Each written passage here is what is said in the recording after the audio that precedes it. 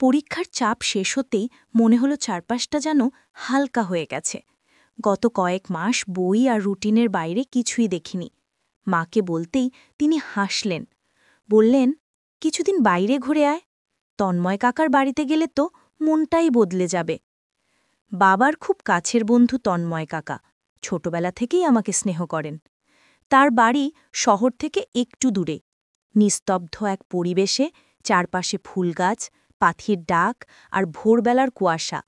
এমন জায়গায় কেউ গেলে মন ভালো না হয়ে উপায় নেই। আমি ঠিক করলাম কয়েকদিন সেখানে গিয়ে থাকব। বাড়িতে পৌঁছনোর মুহূর্তেই কাকিমা দরজা খুললেন। তার চোখে সেই চিরচেনা শান্ত হাসি, পরিপাটি শাড়ি পরা, চুলগুলো খোপায় বাঁধা। তিনি বললেন, আসো রাজ, আমরা তোমার অপেক্ষাতেই ছিলাম। তার কণ্ঠে একরকম মাতৃত্ব আছে, অথচ আচরণে এক অদ্ভুত সৌম্যতা, যা কাউকে খুব দ্রুত নিজের কাছে টেনে নেয়। ঘরে ঢুকতেই দেখি কাকা বেরোনোর প্রস্তুতি নিচ্ছেন। ব্যস্ত মানুষ, অফিসের কাজের চাপ প্রচুর। তিনি বললেন, রাজ, নিজের মতো থাকিস, দুদিনে অনেক ফ্রেশ লাগবে। এভাবেই বাড়িতে আমি আর কাকিমা দিনের বড় অংশ কাটত দুজনেই। প্রথম দিনগুলো খুব স্বাভাবিকভাবে গেল। সকালবেলা গরম গরম খিচুড়ি, দুপুরে মাছ ভাজা, বিকেলে চা আর মুড়ি। কাকিমার হাতের রান্নায় অদ্ভুত এক ঘরোয়া স্বাদ। তিনি আমাকে নিজের ছেলের মতোই যত্ন করতেন। মাঝে মাঝে আমার পড়াশোনা নিয়ে প্রশ্ন করতেন। আমি ভবিষ্যতে কি করতে চাই, কোন বিষয়ে পড়তে চাই, কোন শহরে থাকতে চাই। এত শান্ত মার্জিত আচরণের মানুষ খুব কমই আছে। তন্ময় কাকা প্রতিদিন রাতেই দেরি করে ফিরতেন, তাই বাড়ির সবচেয়ে নীরব শান্ত সময়টাই ছিল বিকেল, যখন বারান্দা দিয়ে রোদ একটু একটু করে সরে যায় আর বাড়ির চারপাশে পাখির ডাক বাড়তে থাকে। সে সময় কাকিমা বাগানে দাঁড়িয়ে গাছের পাতা ছেঁটে দিতেন। আমি বই নিয়ে বসতাম কখনো, আবার কখনই গল্প করতাম। তার কথা বলার ধরনে একটা আশ্চর্য শান্তি, যেন কারো সাথে কথা বললে মন ক্লান্ত হয় না, বরং হালকা হয়। সেই পরিবেশে থাকলে যে কোনো কিশোর সহজেই মুগ্ধ হয়ে যেতে পারে। আমিও হয়েছিলাম।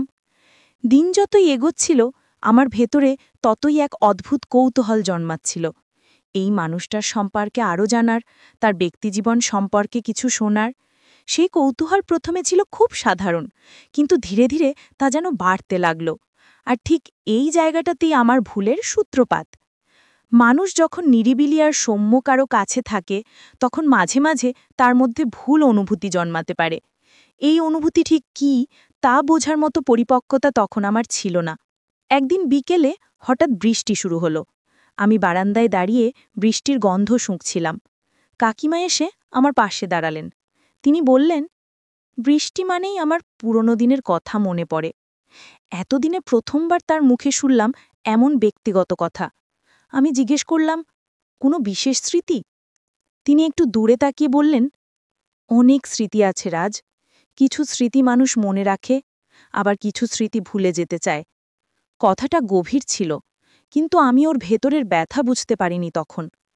সে রাতে একটা অদ্ভুত ঘটনা ঘটে গেল। আমি ঘুমোতে যাবার আগে দেখলাম কাকিমার ঘরের দরজার নিচ দিয়ে আলো আসছে। বাড়িতে সব নিভে গেছে, কাকা ফিরতেও দেরি হবে, অথচ তিনি এখনও জেগে আছেন। এমন সময় ঘুম ভাঙলে কৌতূহল স্বাভাবিকভাবেই কাজ করে, কিন্তু আমার কৌতূহলটা ছিল ভুল কৌতূহল। মনে হলো, উনি কি করছেন, কেন এত রাতেও জেগে আছেন? আমি পা টিপে টিপে তার দরজার সামনে গিয়ে দাঁড়ালাম। ফাঁকটা সামান্য খোলা ছিল, ভিতরের আলো দেয়ালে একটা দীর্ঘ ছায়া ফেলছিল। আমি মাথা একটু এগিয়ে উকি দিতে গিয়েই দেখলাম কাকিমা বিছানার পাশে বসে একটা পুরনো অ্যালবাম দেখছেন। কাঁদছেন না ঠিক, কিন্তু তার চোখ লাল। তিনি ছবিগুলোতে হাত বুলিয়ে দিচ্ছেন, যেন কারো স্মৃতি স্পর্শ করছেন। আমি স্তব্ধ হয়ে গেলাম।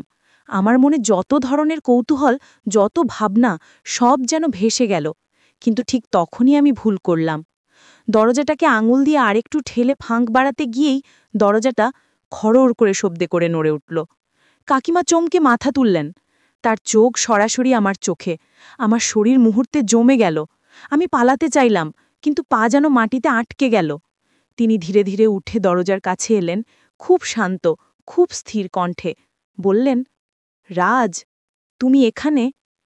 তার কণ্ঠে ছিল না রাগ, না বিদ্বেষ, ছিল একরকম গভীর ক্লান্তি আর হতাশা। আমি তোতলাতে লাগলাম, আমি মানে পানি খেপে। কথাটা এমনই হাস্যকর লাগছিল যা আমিও বুঝতে পারছিলাম এটা কোনো অজুহাতই না। কাকিমা দীর্ঘক্ষণ আমার দিকে তাকিয়ে রইলেন। তার চোখে যে শান্তি ছিল তা এখন আর নেই। সেখানে শুধু একটুকরো অবিশ্বাস, একটুকরো সতর্কতা। তিনি বললেন, রাজ, ভুল হওয়া খারাপ নয়, কিন্তু ভুল ঢাকার চেষ্টা সবচেয়ে বড় ভুল। কথাটা শুনে আমার মাথা আরও নিচে নেমে গেল। আমি জানতাম আমি যা করেছি সেটাকে কোনোভাবেই হালকা করে দেখার মতো নয়।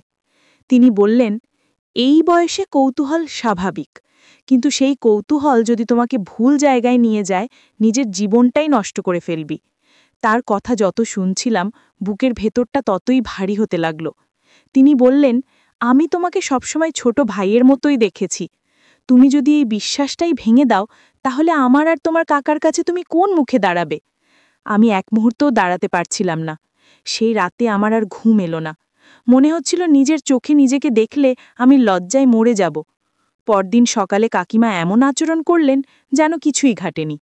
এটাই আমাকে সবচেয়ে বেশি কষ্ট দিল, কারণ নীরবতা অনেক সময় শব্দের চেয়েও বেশি আঘাত করে।